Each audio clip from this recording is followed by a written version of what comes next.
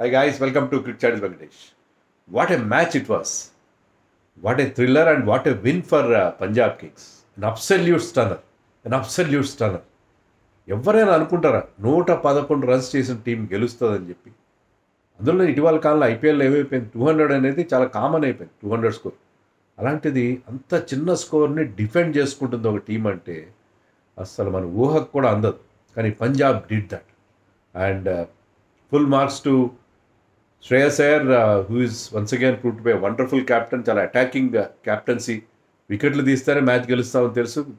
అందుకే అది స్లిప్ పెట్టాడు, అటాకింగ్ ఫీల్డ్స్ పెట్టాడు, బౌలర్స్ని బాగా మోటివేట్ చేశాడు, రైట్ బౌలింగ్ చేంజెస్ చేశాడు అండ్ ఆ చిన్న స్కోర్ని డిఫెండ్ చేశాడు. Once again he proved that is a very very good captain.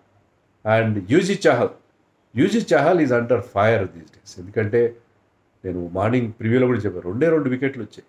Run rate economy చూస్తే 11 దాటిపోయి 5 మ్యాచ్లు. ఏంటిది 18 కోట్లు పెట్టి తీస్తున్నారు పంజాబ్. ఏ స్పిన్నర్కి ఎప్పుడు అంత అమౌంట్ ఇవ్వలేదు. ప్రైస్ ట్యాగ్ ప్రెషరా లేకపోతే అతని పర్సనల్ లైఫ్ ప్రెషరా ఈ సీజన్లో పూర్తిగా తేలిపోయాడు. కానీ ఈజ్ అ ఛాంపియన్ క్రికెటర్. ఇలాంటి వాళ్ళు ఇప్పుడు మనం ఎప్పుడు చెప్తాం కదా, form is temporary, class is permanent అని. So he proved to be the match winner. No doubt పిచ్లో స్పిన్నర్స్ కొంత హెల్ప్ ఉంది, కానీ చహల్ లాంటి ఒక స్పిన్నర్ ఉండడం ఆ టీంలో. యాక్చువల్గా వాళ్ళ కోచ్ చెప్తున్నాడు తర్వాత, ఈరోజు మార్నింగ్ అతను ఫిట్నెస్ టెస్ట్ చేసుకోవాల్సి వచ్చిందంట. అంతకుముందు మ్యాచ్లో షోల్డర్ ఇంజరీ అయింది. సో ఫిట్నెస్ టెస్ట్ చేసి లాస్ట్ మినిట్లో హీ వాజ్ డిక్లేర్డ్ ఫిట్. లేకపోతే పరిస్థితి ఏంటి, వాళ్ళ సరైన స్పిన్నర్స్ కూడా లేదు Punjab. So it was a thrilling match actually. Funny game కదా ఇది. ఎందుకంటే 3 రోజుల క్రితం ఇదే పంజాబ్ టీము 245 రన్స్ చేసి ఎస్ఆర్హెచ్ పైన దాన్ని డిఫెండ్ చేసుకోలేకపోయారు. ఇవాళ 111 చేసి డిఫెండ్ చేసుకున్నారు. కానీ పంజాబ్ ఇలాంటి అరుదైన రికార్డ్స్ వాళ్ళకి ఎప్పుడు ఉంటాయేమో. ఎందుకంటే లాస్ట్ ఇయర్ ఇదే పంజాబ్ కింగ్స్ వాళ్ళు ఏం చేశారు, ఇదే కేకేఆర్ పైన వాళ్ళు కేకేఆర్ ఫస్ట్ బ్యాటింగ్ చేసి 261 చేస్తే 262 చేసి ఆ మ్యాచ్ గెలిచేశారు లాస్ట్ ఇయర్ ఈడెన్ గార్డెన్స్లో. సో అది ఇప్పటికీ కూడా హయ్యెస్ట్ ఎవర్ చేస్. మన ఎస్ఆర్హెచ్ కూడా దాన్ని బీట్ చేయలేక ఒక ఐపీఎల్ మ్యాచ్లో 261ని చేజ్ చేసిన ఏకైక టీమ్గా. సో ఇక్కడ లోయెస్ట్ స్కోర్ని డిఫెండ్ చేసుకున్నారు. సో పంజాబ్ కింగ్స్ నిజంగా ఈ విక్టరీ వాళ్ళకి చాలా చాలా గ్యాల్వనైజ్ చేస్తుంది, చాలా వాళ్ళ మూడ్ని అప్లిఫ్ట్ చేస్తుంది, చాలా ఆ టీమ్ మొరాల్ని స్కై హైకి రీచ్ అయ్యేలా చేస్తుంది. It was a wonderful match. మీరు మిస్ అయితే మాత్రం మీ మిస్ సంథింగ్ స్పెషల్. ఇక్కడ చాలా అరుదుగా చూస్తాం ఇలాంటి మ్యాచ్లు. నేను అనుకున్న వాళ్ళు తొందరగా పడుకోవచ్చు, హాయిగా తొందరగా అయిపోతుంది మ్యాచ్. ఎందుకంటే ఇదే కేకేఆర్ మొన్న చెన్నైని 110కి అవుట్ చేశారు. 10 ఓవర్లో వాళ్ళు విక్టరీ కంప్లీట్ చేసుకున్నాను. అప్పుడు ఒక మంచి సినిమా చూశాను నేను, ఎందుకంటే తొందరగా అయిపోయింది. నా వీడియో కూడా 11:30 వరకు అయిపోయింది. సో నేను అప్పుడు కోర్ట్ సినిమా అప్పుడప్పుడే వచ్చింది, ఆ కోర్ట్ సినిమా మొత్తం చూసి, సినిమా కూడా బాగుంది. 2 గంటలు వచ్చి 2:30కి కూడా పడుకున్నాను. సో ఈరోజు కూడా అలాగే అవుతుంది, తొందరగా అయిపోద్ది మ్యాచ్ అని చెప్పి నేను ఎక్స్పెక్ట్ చేశాను. మ్యాచ్ కాస్త తొందరగానే అయింది, but still it was a thriller. ఏం మాటలు రావట్లేదు. మ్యాచ్ తర్వాత అజింక్య రహాన్ని పోస్ట్ మ్యాచ్ ప్రెస్ పిలిస్తే హీ వాజ్ ఆల్మోస్ట్ స్పీచ్లెస్. ఏం మాట్లాడుతున్నా అతనికి అర్థం కావట్లేదు. ఎందుకంటే అతను ఇంకా షాక్ నుంచి తేరుకోలేదు. 111 రన్స్ చేసిన తర్వాత మనకు 2 పాయింట్లు తమ ఖాతాలో వచ్చేసినాయి అనుకున్నాడు. They might be thinking about net run rate. అలాంటిది తీరా చూస్తే వాళ్ళు మ్యాచ్ ఓడిపోయారు. Pitch was difficult. పంజాబ్ ముందు టాస్ గెలిచి ఎందుకు బ్యాటింగ్ తీసుకున్నా నాకు అర్థం కాలేదు. వాళ్ళు తెలుసు కదా ఇది టర్నింగ్ ట్రాక్ అని వాళ్ళు ఊహించారు. అందుకనే వాళ్ళు ఏం చేశారంటే జాష్ ఇంగ్లీష్ని టీంలోకి తీసుకొచ్చారు, మార్కస్ స్టాయినస్ని పక్కన పెట్టారు. స్టాయినస్ స్పిన్ అంత బాగా ఆడాడు. లాస్ట్ మ్యాచ్లో ఈ did a very good finishing job against SRH. మంచి క్విక్ ఫైర్ క్యామియో ఆడాడు లాస్ట్లో వచ్చి. కానీ అతని ప్లేస్లో జాష్ ఇంగ్లీష్ తీసుకొచ్చాడు, ఎందుకంటే స్పిన్ బాగా ఆడతాడు, కీపింగ్ బాగా చేస్తాడు స్పిన్కి అగేన్స్ట్ అని చెప్పి అతను తీసుకొచ్చారు. అది వాళ్ళు చేసిన ఒక క్రూషియల్ మార్పు. అలాగే లోకి ఫర్గ్యూసన్ ప్లేస్లో బాట్లెట్ని తీసుకొచ్చారు. సో వాళ్ళు జాష్ ఇంగ్లీష్ని తీసుకొచ్చారు, వాళ్ళు స్పిన్ ట్రాక్ అని తెలుసు. అయినా సరే వాళ్ళు ఫస్ట్ ఎందుకు బ్యాటింగ్ చేస్తారో నాకు అర్థం కాలేదు. లో స్కోరింగ్ అవుతుందని ఊహించుంటారు వాళ్ళు బహుశా, but still they wanted to bat first. కానీ ఇన్నింగ్స్ స్టార్టింగ్లోనే అదుపు తప్పింది. ఎందుకంటే హర్షిత్ రాణా గా 2 వికెట్స్ ఇన్ 1 ఓవర్. అతను బ్రహ్మాండంగా స్టార్ట్ చేశాడు. ప్రియాంశ్ ఆర్య కోర్స్ స్టార్టింగ్లో అతను 22 రన్స్ చేశాడు, 3 4s ఒక 6 కొట్టాడు. బాగానే మంచి స్టార్టే ఇచ్చారు వాళ్ళు. కానీ హర్షిత్ రాణా గాట్ హిమ్ ఒక good catch by Ramandeep. But 2 balls later Shreyas Iyer duck out అయ్యాడు. అదే హర్షిత్ రాణా బౌలింగ్లో అతను స్లాష్ చేసే ప్రయత్నం చేశాడు. అండ్ అక్కడ బౌండరీ లైన్ మీద రమణ్దీప్ బ్రహ్మాండంగా పరిగెత్తుకొని ఎంత వేగంగా స్ప్రింట్ చేసి పర్ఫెక్ట్గా జడ్జ్ చేశాడు. It was low catch, one of the best catches of the టోర్నమెంట్గా చెప్పుకోవాలి. సో రమణ్దీప్ తీసుకున్న 3 క్యాచ్లు తీసుకున్నాడు actual Ramandeep. But this catch against of Shreyas Iyer was wonderful. So ఆ 2 వికెట్లు పడడం, అక్కడి నుంచి వికెట్ పడుతూనే ఉన్నాయి. ప్రభు సిమ్రాన్ ఒక్కడే బాగా ఆడాడు. ప్రభు సిమ్రాన్ ఇక్కడ హైయెస్ట్ కాదు కానీ 30 రన్స్ చేశాడు 200 స్ట్రైక్ రేట్తో, 2 సిక్స్లు కొట్టాడు. కానీ అతను కూడా ఒక కట్ షాట్ ఆడే ప్రయత్నంలో అతను కూడా అవుట్ అయిపోయాడు. Same Ramandeep was the fielder. So వికెట్లు పడుతూనే ఉన్నాయి. ఇంకా ఎవ్వరు కూడా నిలబడలేదు. మ్యాక్స్వెల్ వచ్చాడు, అతను ఎప్పుడు లేదు ఒక లేట్ కట్ ఆడాడు. Late cut back face open చేసి బాల్ని అతను థర్డ్ మ్యాన్ వైపు పంపించాడు బౌండరీ. చాలా డెలికేట్ షాట్, మనం అలాంటిది ఎక్స్పెక్ట్ చేయం. కానీ అతను నిలబడలేదు, అతను కూడా పెద్ద షాట్ ఆడే ప్రయత్నం. బాల్ టర్న్ అవుతుంది, బౌన్స్ వేరియబుల్ బౌన్స్ ఉంది. Very very difficult pitch. అంటే మరీ అంత దారుణమే కాదు కానీ అంటే ప్లేయర్స్ కూడా ఇప్పుడు ఇలాంటి పిచ్ మీద ఆడడానికి వాళ్ళకి సరైన they are not equipped with any kind of defence or whatever. అంటే ఇక్కడ డిఫెన్స్ అంత ఇంపార్టెంట్ కాదు ఈ ఫార్మాట్లో, బట్ ఇలాంటి పిచ్ మీద ఎలా ఆడాలనేది there was no clue for most of the players. ఒక శశాంక్ సింగ్ ఒక 18 రన్స్ చేశాడు. 15.3 ఓవర్స్లో 111 చేసి ఆల్అౌట్ అయిపోయాడు. Harshit Rana got 3 wickets. ఇలాంటి పిచ్ మీద Varun Chakravarthy was looking unplayable. Varun Chakravarthy got 2, Sunil Narine got 2. So ఆ బౌలింగ్ వేసిన ప్రతి బౌలర్కి వికెట్లు వచ్చాయి. సో 111 చేసిన తర్వాత వీళ్ళు కూడా కేకేఆర్ కూడా they started losing wickets. First over last బాల్కి సునీల్ నారాయణ్ వాజ్ బౌల్డ్. స్టార్టింగ్లోనే ఒక ఎదురు దెబ్బ వాళ్ళకి మార్కో యాన్సన్ బౌలింగ్లో. బార్ట్లెట్కి వికెట్ వచ్చింది ఇంకో 2 బాల్స్ తర్వాత. He got rid of Quinton de Kock. Good catch by Suryansh Shedge right on the boundary line. So వాళ్ళు కూడా 7 for 2 అయిపోయారు. చాలా క్విక్గా 7 for 2 అయ్యారు.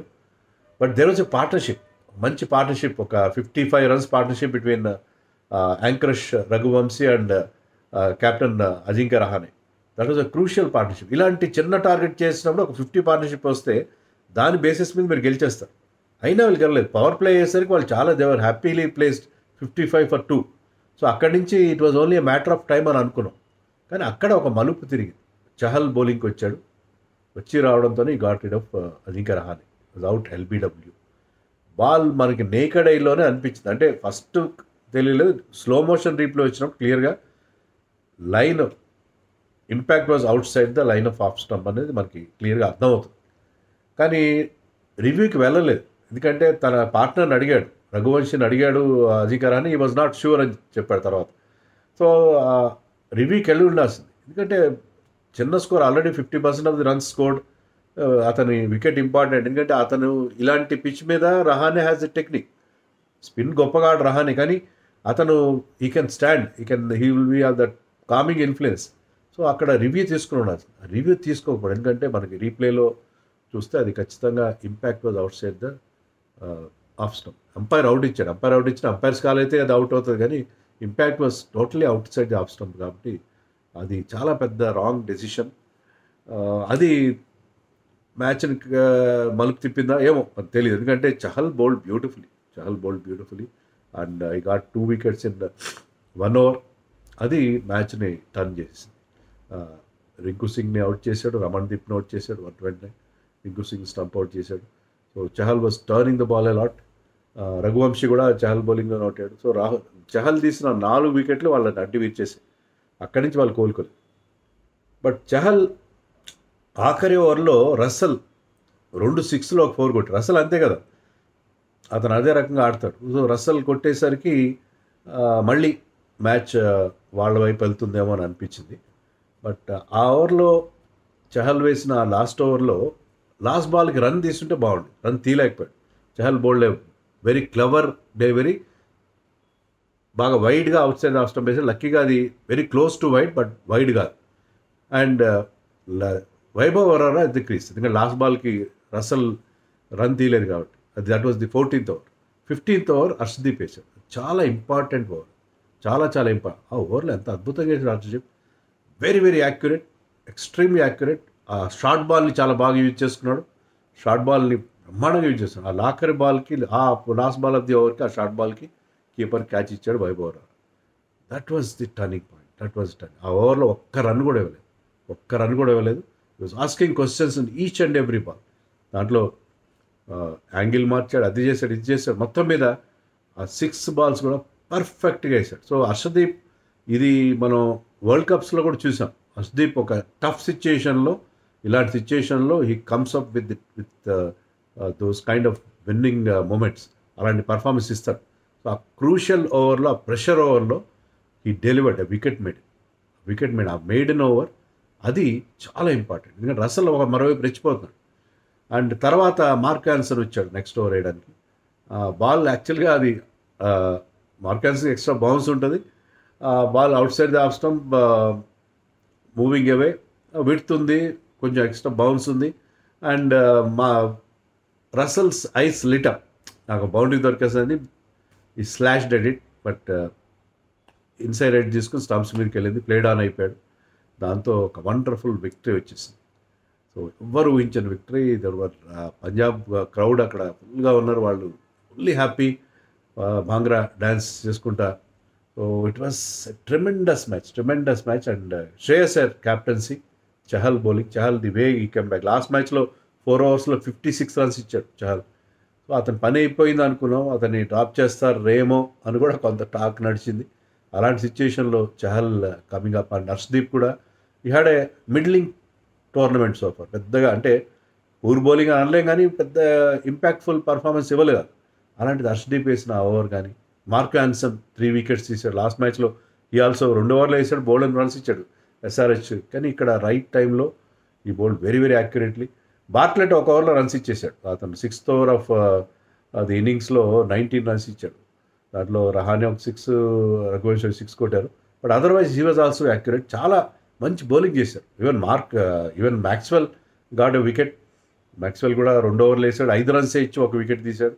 So everybody contributed this victory. So Punjab ఏంటంటే వాళ్ళు అంత చిన్న స్కోర్ చేసి కూడా దాన్ని డిఫెండ్ చేసుకుంటే ఈసారి ఈ టీంని పట్టుకోవడం కష్టం. చాలా చాలా ఇంప్రెసివ్గా ఉంది పంజాబ్ టీం. ముఖ్యంగా ఈ చిన్న స్కోర్ని డిఫెండ్ చేసుకున్న తర్వాత వాళ్ళ టీం, వాళ్ళ మొరైల్ చాలా స్కై హై అయిపోతుంది. And Shreyas Iyer and go or looking very good. And congratulations to them. మనందరూ కూడా కంగ్రాచులేషన్స్ చెప్పాలి. It was a great game of cricket. మామూలుగా మనం హై స్కోరింగ్ మ్యాచ్లు చూస్తూ వచ్చాం, కానీ లో స్కోరింగ్ థ్రిల్లర్ ఉన్నంత మజా మీకు హై స్కోరింగ్ థ్రిల్లర్లో ఉండదు. లో scoring thrillers always very very very very interesting. So చాలా అబ్జార్బింగ్గా, చాలా చాలా థ్రిల్లింగ్గా జరిగిన మ్యాచ్ కదా.